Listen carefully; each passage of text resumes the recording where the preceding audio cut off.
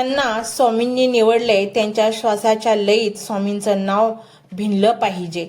तुम्ही काम करत असा, प्रवास करत असा किंवा स्वयंपाक करत असा, आतल्या आत जो जप चालूच राहू द्या.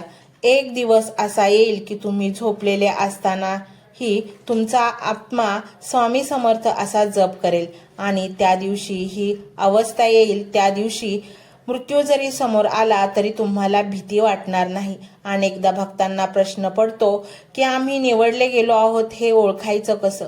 त्याची काही ठळक लक्षणे आहेत. पहिलं लक्षण म्हणजे तुम्हाला आता जगाच्या गर्दीत रमायला आवडणार नाही. तुम्हाला एकांत प्रिय होईल.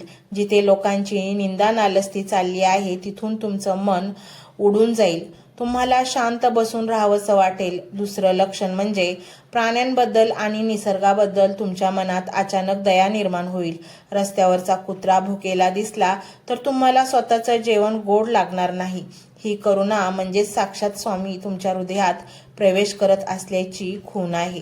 आणि तिसरं महत्त्वाचं लक्षण म्हणजे निर्भयता. कितीही मोठं संकट आलं तरी मनाच्या कोपऱ्यात एक आवाज येईल की काही काळजी करू नको, निभावून नेतील स्वामी. जेव्हा तुमच्या मनाची अवस्था अशी स्थितप्रज्ञ होईल तेव्हा समजून जा की तुमची निवड सार्थ ठरली आहे.